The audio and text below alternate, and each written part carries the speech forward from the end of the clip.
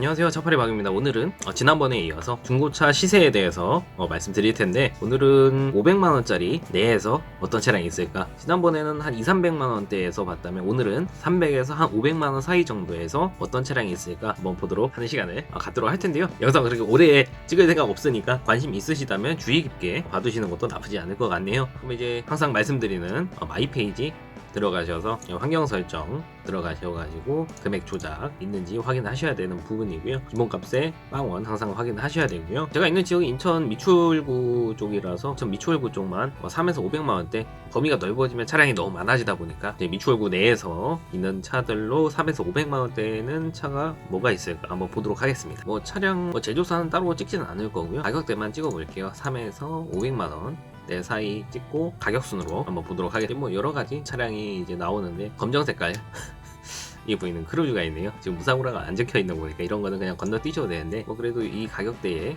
괜찮은 게 있을 수 있으니까 아니네요. 역시나 뒤에 트렁크 쪽까지 먹은 사고가 있었기 때문에 이 차량은 건너뛰어야 될 것 같고, 보통 이제 일반적으로 나오는 게 경차들 스파크 차량들이 나오네요. 2011년식에 12년형으로 나오고 57,000에 스파크 LS 등급이고 어차피 겉에 외판 상태야 직접 봐야 되는 부분들이고, 용도 이력은 따로 없었고 앞쪽 좌측 펜다 교환이고 운전석 문쪽 황금 도색 들어가 있네요. 그리고 두 개 정도는 겉에 외판 부분이기 때문에 크게 지장은 없는 부분이고, 로컨 커버 쪽, 그리고 라디에이터, 그리고 냉각수가 누수가 조금 있네요. 이런 차량은 그래도 이런 차량도 건너뛰는 게 좋을 것 같습니다.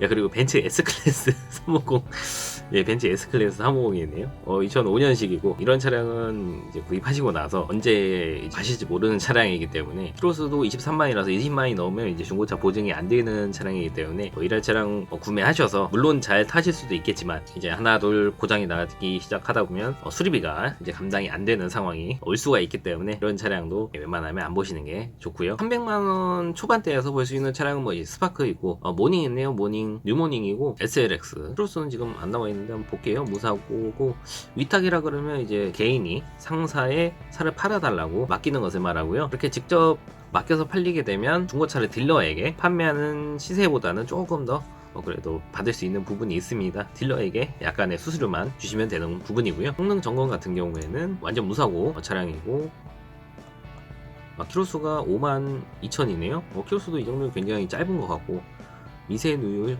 오일팬 쪽에 하나 있는 부분이고 이 정도면 괜찮고요. 들어온 지가 날짜가 11월 17일 이제 한 달 정도 된 차량인데 이 정도면 괜찮은 것 같네요. 직접 보긴 봐야 되겠지만 SLX 등급이면 이때 당시에는 가장 좋은 옵션으로 나왔기 때문에 경차 중에서 뉴모닝 2010년에 출고가 된 차량 이 정도면 크게 나쁘지 않진 않나 싶네요. 근데 300만원대에서부터 지금 보고 있기 때문에 이 차량보다 조금 더 싼 차도 있을 수가 있다. 그 밑에 바로 이제 포르테가 나오네요. 포르테 굉장히 나쁘지 않아요. 300만원대가 어떤 차량인지는 모르겠지만 약간의 튜닝이 돼 있는 차량이고, 휠 보시면 휠도 튜닝이 돼 있고 앞에 그릴 쪽도 튜닝이 조금 돼 있는 부분이네요.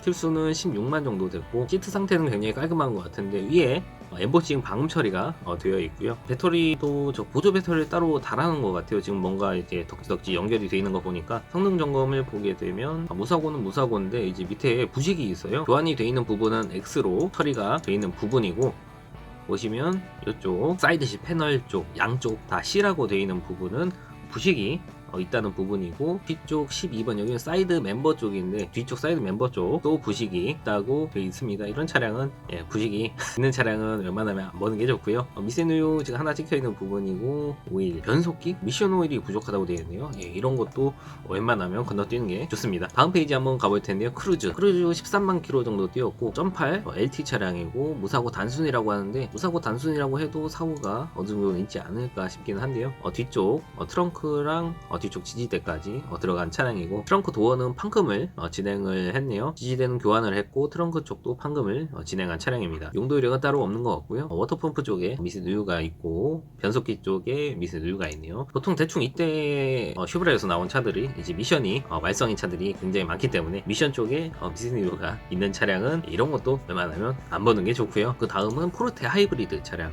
이 차량 나쁘지 않아요. 아반떼 하이브리드랑 같이 같은 연식대에 나온 차량인데 무사고 사고 입금가고 2010년에 출고가 됐고 11만 킬로, 11만 킬로면 괜찮아요. 보통 하이브리드 차량의 배터리가 이제 거의 엔진급 신장이라고 볼 수가 있는데, 이 부분의 수명이, 이 배터리 수명이 20만 킬로 정도 뛸 수 있다고 되어 있습니다. 그래서 그 이후에는 뭐 어떻게 더 탈 수도 있는 부분이고, 아니면 그 전에 배터리 수명이 다 될 수도 있는 부분이고요. 그래도 보통 20만 킬로를 넘어가게 되면 상태가 조금씩 안 좋아지는 건 맞는 것 같아요. 제가 아반떼 하이브리드 차량은 지금 타던 차 전에 탔었는데, 이제 23만 정도 탔던 차량인데, 한 21만 좀 넘어가고 나서부터 이제 배터리 상태가 전보다 이제 연비도 조금 안 나오는 것 같고, 그런 부분들이 있어서 제가 LPG 하이브리드 차량을 타봤기 때문에 말씀드리는 거고, 그래도 지금 키로수가 11만 킬로이기 때문에 이 정도면 굉장히 괜찮을 것 같은 부분이고, 310만 원에 되어 있는데 뒤에는 아마 빠지지 않을까. 그럼 300만 원 정도대의 포르테 하이브리드 차량을 구입할 수 있으면 괜찮은 것 같아요. 지금 겉에 주색깔이고, 저는 그리고 하이브리드 차량 특징이 이제 뒤에 보통 테일램프 쪽이 보시면 이렇게 하얗게 테두리 되어 있는 부분이 저는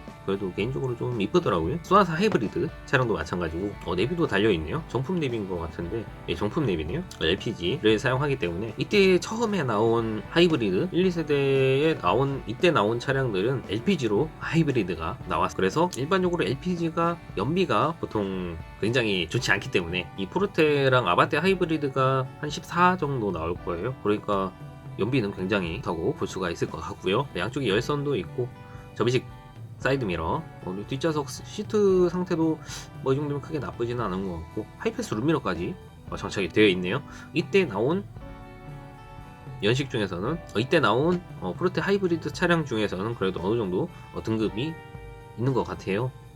성능 점검해 보게 되면 검사 날짜도 22년까지 많이 남았고, 용도 이력 없고, 사고가 크게 있는 거 아니고, 외판 후드랑 앞에 라디에이터 서포트 부분 교환되어 있고, 오른쪽 뒤엔 다 교환되어 있습니다. 이 차량은 사고로 들어가요. 겉에 외판 쪽이긴 하지만 앞에는 상관이 없는데, 뒤쪽 뒤엔다 쪽, 지난 시간에도 말씀드렸지만 뒤엔다 쪽은 잘라서 판금을 하거나 교환을 해야 되기 때문에 사고로 들어간다는 점, 그래서 사고 이력에 있음이라고 체크가 되어 있고요.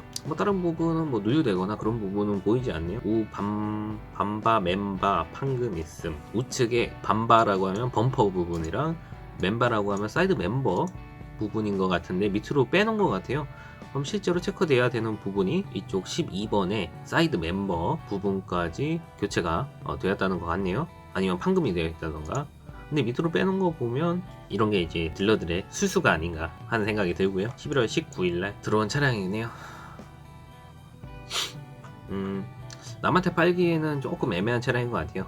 제가 타라 그러면 탈 수 있을 것 같은데, 남한테 팔기에는 조금 아쉬운 부분들이 있고, 그리고 이제 SM5 드디어 나왔네요. SM5 뉴 임프레션 LE 플러스 차량이고, 흰색상에 무사고 10km 썰풀 내비까지 있는 차량이라고 하는데요. 310만원에 되어 있는데, 이 차량도 10년이 넘은 차다 보니까 임프레션 때는 굉장히 좋았던 차량인데, 지금도 뭐 크게 나쁘지는 않은 차량이라서. 근데 이제 고질병인 이제 누유가 약간 있습니다. 이 차량 보게 되면 한 50%? 제가 볼 때는 50%보다 조금 더 한 70% 정도 이상은 차량 보게 되면 웬만하면 다 누유가 있는 편이고요. 키로수는 그래도 짧은 편이에요. 74,000km. 키로수가 짧기 때문에, 또 그렇다고 해서 키로수가 짧다고 해서 또 누유가 없다고 볼 수가 없기 때문에, 또 차량은 직접 봐야 되는 부분이고요. 접이식 사이드 미러도 있고, 시트 상태 메모리 시트까지 있네요. 블랙박스도 장착이 되어 있고, 전동 시트에 성능 기록부 한번 볼게요. 22년까지 검사하고, 용도 이력 없고, 사고 완전 무사고네요. 역시나 그 미세 누유 하나 찍혀 있는 부분인데, 실제로 봤을 때 이 부분 말고 위에 로컨 커버라던가 살짝 있을 수도 있어요. 동력 조향 쪽에 있는 거 보면 조인트 부분이 터진 것 같네요. 이 부분도 이제 실제로 보고 확인하는 게 좋은 부분이고, 밑으로 하나 빼놓은 거네요. 밑에 특이사항 및 점검자 의견란에 부분 판금전, 이거는 원래 들어가는 거고, 원동이 미세 누유, 이거는 이제 위쪽에 로컨 커버라든가 위쪽에 어찌됐든 누유가 살짝 있다는 뜻인데, 밑으로 빼놓은 부분이고요. 그래서 항상 점검자란도 잘 확인을 하셔야 되는 부분입니다. 11월 24일 들어온 지는 얼마 안 됐어요. 저 같으면 이 부분은 직접 상태를 보고 판매한다고 하면, 상태를 보고 제가 괜찮다고 판단이 되면 판매를 할 수도 있을 것 같은 차량인 것 같아요. 스타렉스는 어린이 보호 차량은 넘어가도록 할 거고요. 이제 포르테랑 스파크, 이제 모닝이 나오는데, 올류 모닝 차량은 이제 벤 차량은 거의 영업용으로 사용하시고 옵션이 거의 안 들어가 있기 때문에 건너뛰도록 하겠습니다.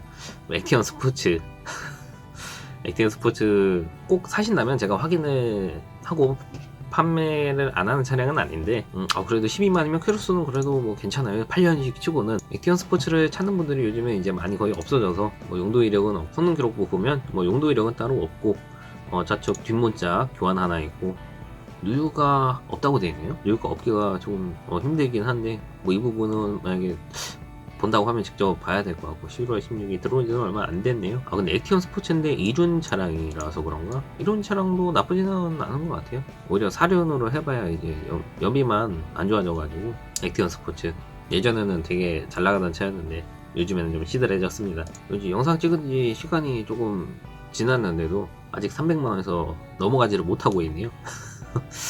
예, 차량 하나하나 보면서 설명을 하다 보니까 굉장히 시간이 오래 걸리는 부분이 있습니다. 이 부분은 제가 편집을 해서 영상 길이가 좀 짧아질 수 있도록 제가 편집을 좀 할 거고, 제가 전에 추천해드렸던 아반떼 GT 차량이 나왔네요. 드디어 휘발유 차량이고 키로수 98,000, 검정 색상에 뭐 크게 나쁘지는 않은 것 같고, 앞에 화면이 있긴 한데 지금 시동을 꺼놓은 건지 아니면 내비가 안 되는 건지 그 부분도 직접 이제 확인을 해봐야 되는 부분이고, 지금 앞쪽 계기판에 지금 불이 안 들어와 있는 거 보니까 시동이 꺼져 있는 것 같아요. 지금 RPM 게이지랑 안 올라가 있죠. 시동은 꺼져 있네요. 그래서 지금 내비가 나오지 않는 것 같고, 시트 상태 이 정도면 진짜 깨끗한 부분이고, 이 부분은 후방 감지기가 작동할 때 여기서 이제 띠띠띠 소리가 나면서 이제 거리로 여기 보시면 하나 둘 셋 넷 다섯 여섯 일곱 가지로 되어 있는 부분이 조금씩 줄어들면서 거리를 나타내주는 장치라고 보시면 되겠습니다. 여기 카메라 사진 나와 있네요. 앞에 내비가 잘 되는지는 봐야 될 것 같고, 내비를 쓰진 않더라도 뒤에 후방 카메라는 잘 나온다. 타이어 상태도 어느 정도 남은 것 같긴 해요. 앞쪽은 뭐 청소를 해놔서 깨끗해 보이는 거고, 성능 기록부 보게 되면 22년까지 검사기가 많이 남았고, 앞에 라디에이터 서포트 쪽 교환되어 있고, 이 부분은 사고로 들어가는 부분이 아니기 때문에 사고 이력은 없음으로 되어 있고 단순 수리에 있음으로 나와 있습니다. 다른 부분은 크게 누유가 있거나 하는 부분들은 없는 것 같고요. 점검자 란에 특이사항 따로 적혀 있지 않는 거 보니까 12월 7일날 들어왔으니까 들어온 지도 얼마 안 된 차량이에요.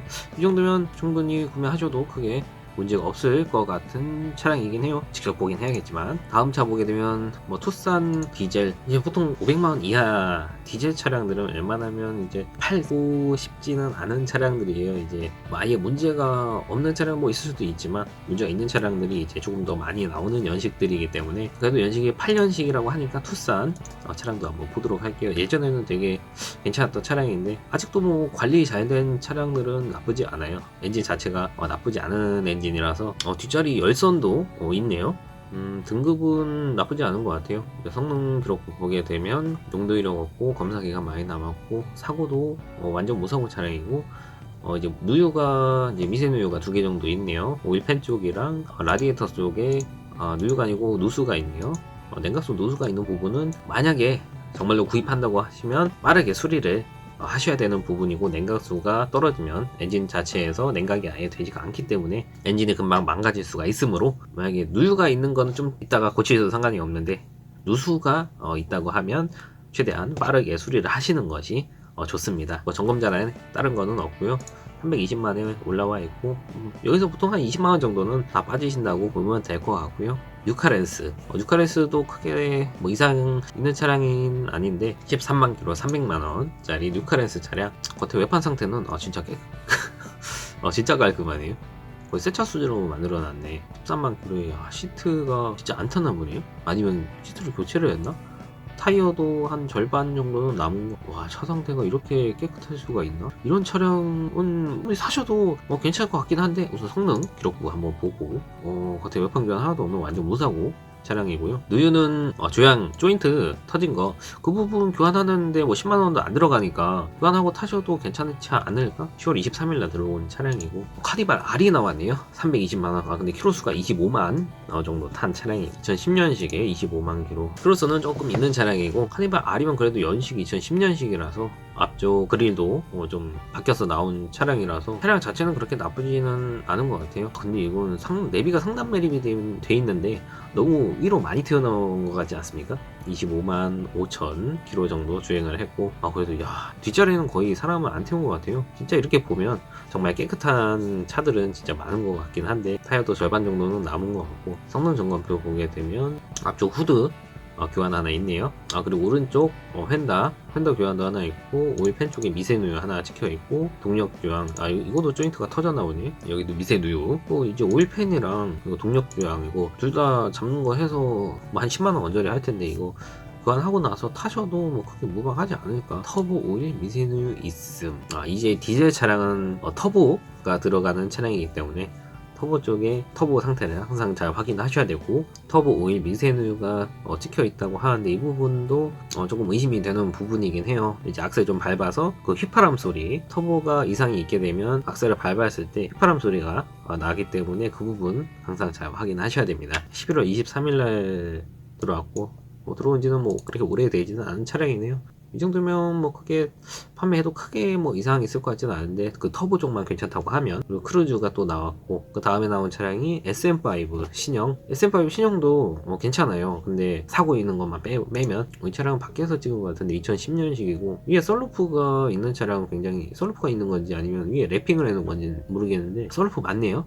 레일이 있는 거 보니까. 안에 시트 상태도 깨끗하고 내비까지 장착이 되어 있고 스마트 키도 있어요. 옵션은 굉장히 좋은 차량 같고 바퀴도 많이 남았네요. 이런 차량도 크게 나쁘진 않은 것 같은데 왜 안 나갔을까? 검사 기간도 14만, 키로수 14만이면 이 정도 연식이 괜찮거든요. 왼쪽 휀더 교환이랑 우측 오른쪽 전부 쓸렸네요. 그래서 전부 다 교환한 차량이고, 근데 이 정도라도 저는 판매를 합니다. 왜냐? 여기 안쪽까지 뭐 사고가 있던 차량이 아니기 때문에 이 정도면 뭐 겉에 외판 교환이니까 이제 타시는 분은 좀 그럴 수는 있겠지만 금액이 싸잖아요. 320만원이니까 금액이 싸면 저는 충분히, 지금 겉에 보시면 아시겠지만 외판상에 아까 오른쪽이었잖아요. 오른쪽 지금 봤을 때 뭐 실제로 가서 봐야겠지만 전에 있던 도장면이랑 크게 차이가 나면 모르겠지만, 크게 차이가 나지 않는다고 하면 저는 괜찮을 것 같아요. 안에 실내 상태도 굉장히 깔끔하고 썬루프까지 있고, 흰색의 썬루프가 있는 차량이 좀 이쁘기 때문에 이 차량도 뭐 직접 보긴 해야겠지만 판매를 안 하는 차량은 아니다. 지금 3에서 500만원대 시세를 보려고 그랬는데 지금 보다 보니까 아직 300만원도 못 벗어났네요. 나머지는 다음 시간에 보도록 하겠습니다. 계속 보다 보면 너무 길어질 것 같아서 오늘은 여기까지 하고, 다음에는 320만원대부터 천천히 훑어보도록 하겠습니다. 그럼 지금까지 차파레박이었고요. 다음 영상도 시청해주시면 감사하겠습니다.